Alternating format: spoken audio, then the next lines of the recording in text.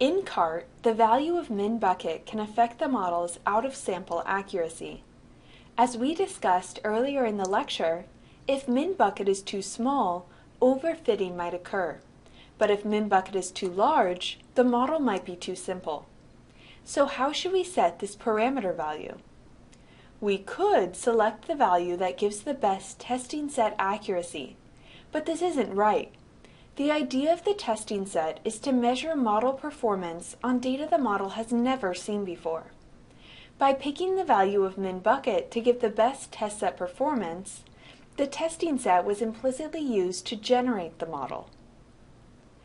Instead, we'll use a method called k-fold cross-validation, which is one way to properly select the parameter value. This method works by going through the following steps. First, we split the training set into k equally sized subsets, or folds. In this example, k equals 5. Then we select k-1, or 4 folds, to estimate the model, and compute predictions on the remaining 1 fold, which is often referred to as the validation set. We build a model and make predictions for each possible parameter value we're considering. Then we repeat this for each of the other folds, or pieces of our training set. So we would build a model using folds 1, 2, 3, and 5 to make predictions on fold 4. And then we would build a model using folds 1, 2, 4, and 5 to make predictions on fold 3, etc. So ultimately, cross-validation builds mini-models, one for each fold and possible parameter value. Then, for each candidate parameter value and for each fold, we can compute the accuracy of the model. This plot shows the possible parameter values on the x-axis and the accuracy of the model on the y-axis. This line shows the accuracy of our model on fold 1. We can also compute the accuracy of the model using each of the other folds as the validation sets. We then average the accuracy over the k folds to determine the final parameter value that we want to use. Typically, the behavior looks like this. If the parameter value is too small, then the accuracy is lower because the model is probably overfit to the training set. But if the parameter value is too large, then the accuracy is also lower because the model is too simple. In this case, we would pick a parameter value around 6 because it leads to the maximum average accuracy over all parameter values. So far, we've used the parameter min bucket to limit our tree in R. When we use cross-validation in R, we'll use a parameter called CP instead. This is the complexity parameter.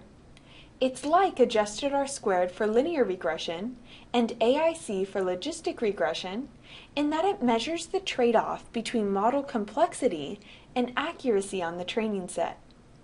A smaller CP value leads to a bigger tree, so a smaller CP value might overfit the model to the training set. But a CP value that's too large might build a model that's too simple.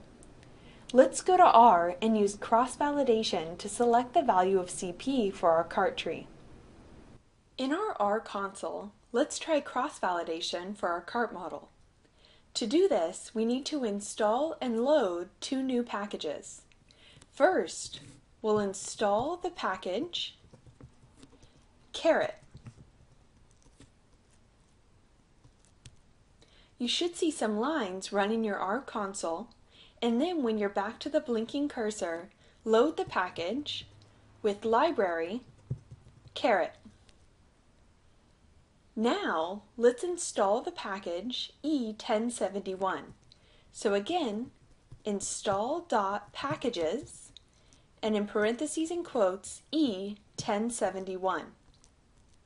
Again, you should see some lines run in your R console, and when you're back to the cursor, load the package with library E1071. Now we'll define our cross-validation experiment.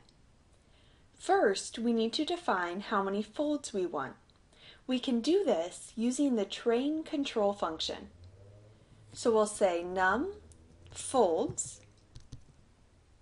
equals train control, and then in parentheses, method equals, and in quotes, CV for cross-validation, and then number equals 10 for 10 folds. Then we need to pick the possible values for our CP parameter using the expand.grid function. So we'll call it CP grid, and then use expand.grid, where the only argument is .cp equals seq for sequence 0.01, comma 0.5, comma 0.01. This will define our CP parameters to test as numbers from 0.01 to 0.5 in increments of 0.01. Now we're ready to perform cross-validation. We'll do this using the train function, where the first argument is similar to that when we're building models.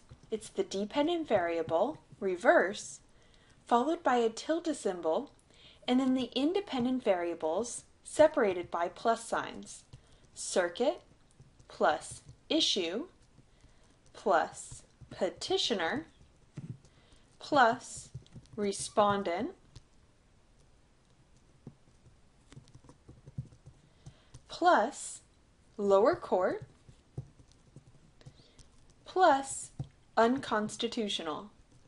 Our data set here is train with a capital T, and then we need to add the arguments method equals, and in quotes, our part, since we want to cross-validate a cart model, and then tr control equals num folds, the output of our train control function, and then tune grid equals cp grid, the output of the expand.grid function.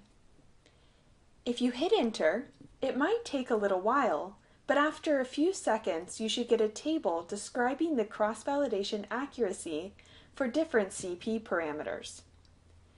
The first column gives the CP parameter that was tested, and the second column gives the cross-validation accuracy for that CP value.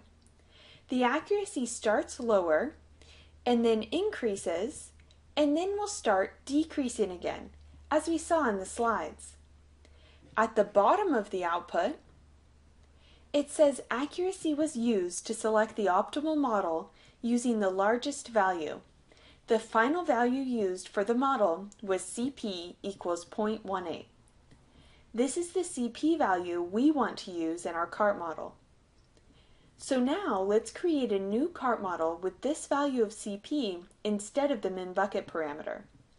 We'll call this model Stevens Tree CV, and we'll use the rPart function, like we did earlier, to predict reverse using all of our independent variables, circuit, issue, petitioner,